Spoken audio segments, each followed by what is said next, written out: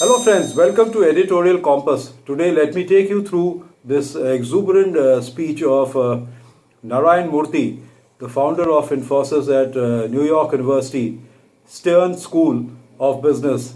Narayana Murthy is certainly my role model and that of many Indians. Such trailblazing personalities are not born every day. So here we go. Dean Cooley, faculty, staff, distinguished guests, and most importantly, the graduating class of 2007. It is a great privilege to speak at your commencement ceremonies. I thank Dean Cooley and Professor Marty Subramaniam for their kind invitation. I am exhilarated to be part of such a joyous occasion. Congratulations to you, the class of 2007, on complementing an important milestone in your life journey. After some thought, I have decided to share with you some of my life lessons. I learned these lessons in the context of my early career struggles, a life lived under the influence of sometimes unplanned events, which were the crucibles that tempered my character and reshaped my future.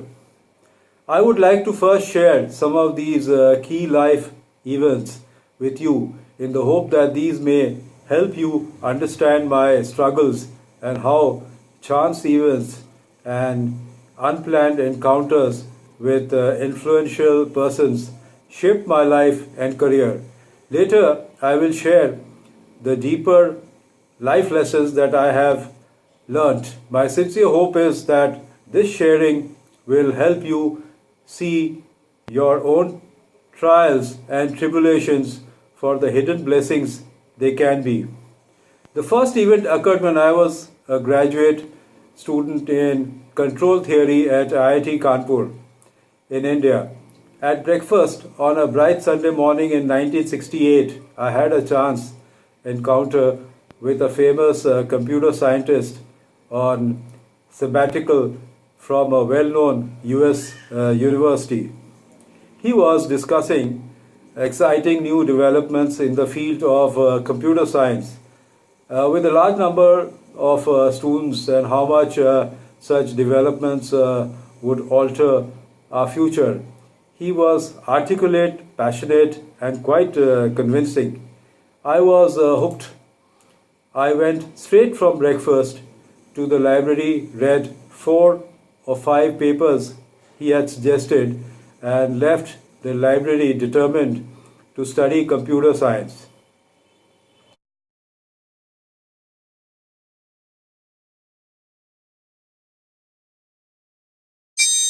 Friends, when I look back today at that pivotal meeting, I marvel at how one role model can alter for the better the future of a young student. This experience taught me that valuable advice can sometimes come from an unexpected source, and chance events can sometimes open new doors. The next event that left an indelible mark on me occurred in 1974, the location Nis, a border town between former Yugoslavia, now Serbia, and Bulgaria. I was hitchhiking from Paris back to Mysore, India, my hometown. By the time a kind driver dropped me at Nis railway station at 9 p.m. on a Saturday night, the restaurant was closed. So was the bank the next morning, and I could not eat because I had no local money.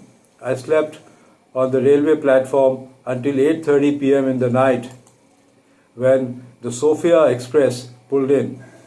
The only passengers in my compartment were a girl and a boy. I struck a conversation in French with the young girl. She talked about the travels of living in an Iron Curtain country until we were roughly interrupted by some policemen who I later gathered were summoned by the young man who thought we were criticizing the communist government of Bulgaria. The girl was led away by backpack and sleeping bag were confiscated. I was dragged along the platform into a small 8 into 8 foot room with a cold floor and a hole in one corner by way of toilet facilities. I was held in that bitterly cold room without food or water for over 72 hours.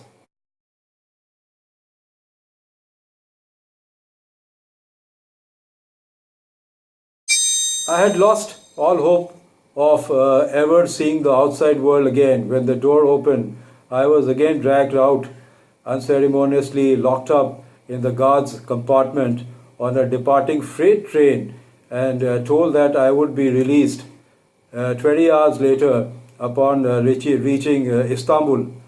The guard's final words still ring in my ears. You are from a friendly country called India, and that is why we are letting you go. The journey to Istanbul was lonely and I was starving. This long, lonely, cold journey forced me to deeply rethink my convictions about communism. Early on a dark Thursday morning, after being hungry for 108 hours, I was purged of any last vestiges of affinity for the left. I concluded that entrepreneurship resulting in large scale job creation was the only viable mechanism for eradicating poverty in societies. Deep in my heart, I always thank the Bulgarian guards for transforming me from a confused leftist into a determined, compassionate capitalist. Inevitably, this sequence of events led to the eventual founding of Infosys in 1981. While these first two events were rather fortuitous, the next two, both concerning the Infosys journey, were more planned and profoundly influenced my career trajectory.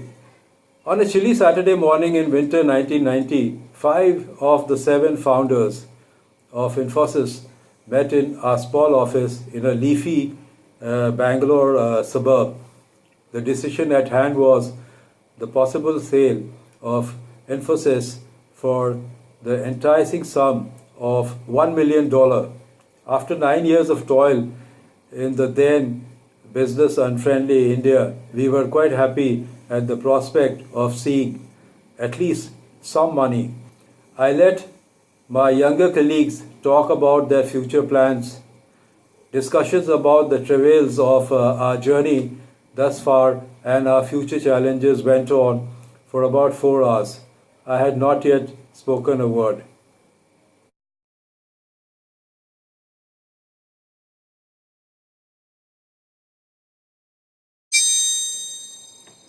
Finally, it was my turn. I spoke about our journey from a small Mumbai apartment in 1981 that had been beset with many challenges, but also of how I believed we were at the darkest hour before the dawn. I then took an audacious step. If they were all bent upon selling the company, I said I would buy out all my colleagues, though I did not have a cent in my pocket. There was stunned silence in the room. My colleagues wondered aloud about my foolhardiness, but I remained silent. However, after an hour of my arguments, my colleagues changed their minds to my way of thinking. I urged then that if we wanted to create a great company, we should be optimistic, confident. They have more than lived up to their promise of that day.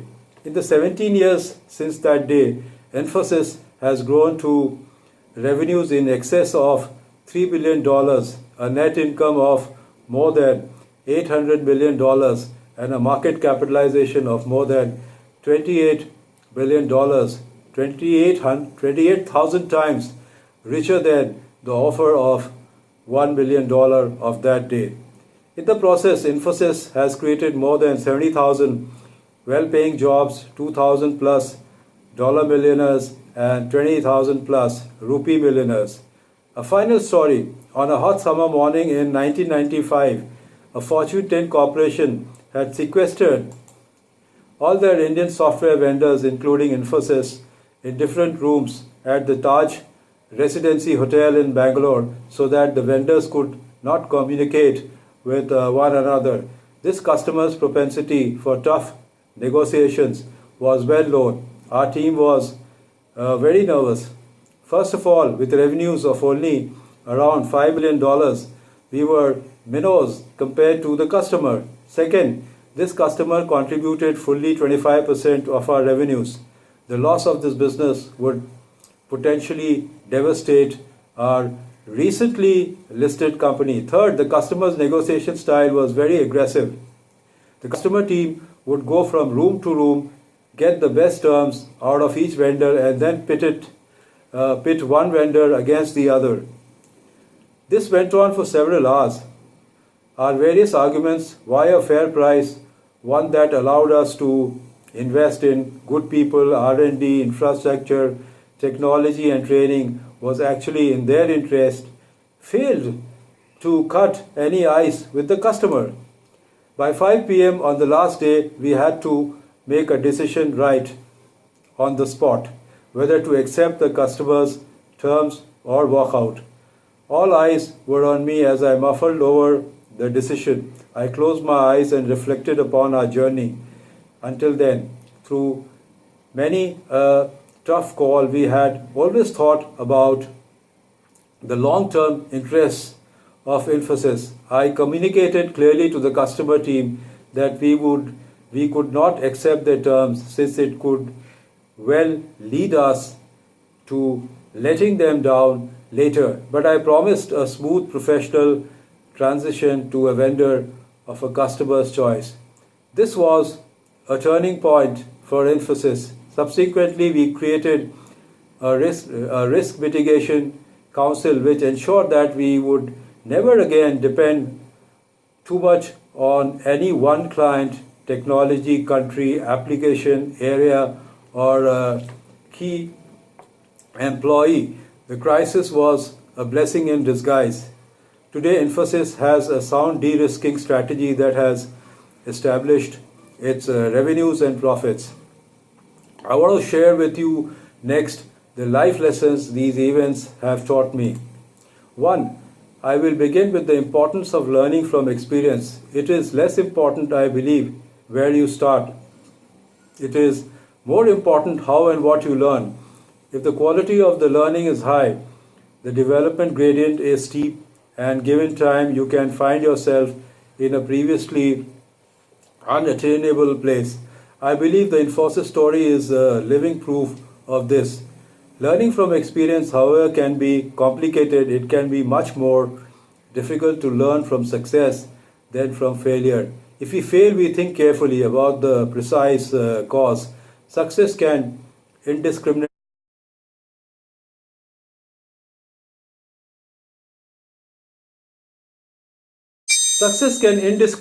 reinforce all our prior actions. A second theme concerns the power of chance events. As I think across a wide variety of settings in my life, I am struck by the incredible role played by the interplay of chance events with intentional choices. While the turning points themselves are indeed often fortuitous, how we respond to them is anything but so. It is this very quality of how we respond systematically to choice events that is crucial. 3. Of course, the mindset one works with is also quite critical. A recent work by psychologist Carol Dweck has shown it matters greatly whether one believes in ability as inherent or that it can be developed. But simply the former view, a fixed mindset, creates a tendency to avoid chances, to ignore useful negative feedback, and leads such people to plateau early and not achieve their full potential. The later view, a growth mindset, leads to a tendency to embrace challenges, to learn from criticism, and such people reach ever higher levels of achievement. 4. The fourth theme is a cornerstone of the Indian spiritual tradition, self-knowledge. Indeed, the highest form of knowledge it is said, is self-knowledge. I believe this greater awareness and knowledge of oneself is what ultimately helps develop a more grounded belief in oneself, courage, determination, and above all, humility. All qualities which enable one to wear one's success with dignity and grace.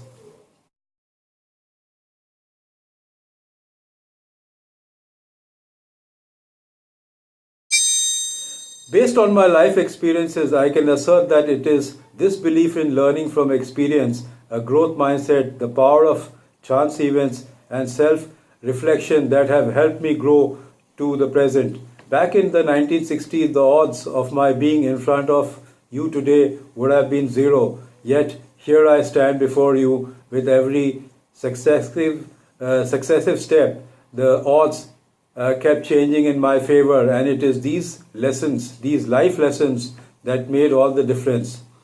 My young friends, I would like to end with some words of advice. Do you believe that your future is preordained and is already set, or do you believe that your future is yet to be written and that it will depend upon the sometimes fortuitous events? Do you believe that these events can provide turning points to which you will respond with your energy and enthusiasm? Do you believe that you will learn from these events and that you will reflect on your setbacks? Do you believe that you will examine your successes with even greater care? I hope you believe that the future will be shaped by several turning points with great learning opportunities. In fact, this is the path I have walked to much advantage. A final word: when one day you have made your mark on the world, remember that in the ultimate analysis, we are all mere temporary custodians of the wealth we generate, whether it is financial, intellectual, or emotional. The best use of all your wealth is to share it with those less fortunate. I believe that we have all at some time eaten the fruit from trees that we did not plant. In the fullness of time, when it is our turn to give, it behoves us in turn to plant gardens that we may never eat the fruit of, which will largely benefit generations to come. I believe this is our sacred responsibility, one that I hope you will shoulder in time. Thank you for your patience. Go forth and embrace your future with open arms and pursue enthusiastically your own life journey of discovery. With that, he ends the speech. So, friends, it's a wonderful speech, so charging, and you just fall in love with such speeches, and that was the reason I got it for you. So, that's all for today, friends. Goodbye, and see you soon.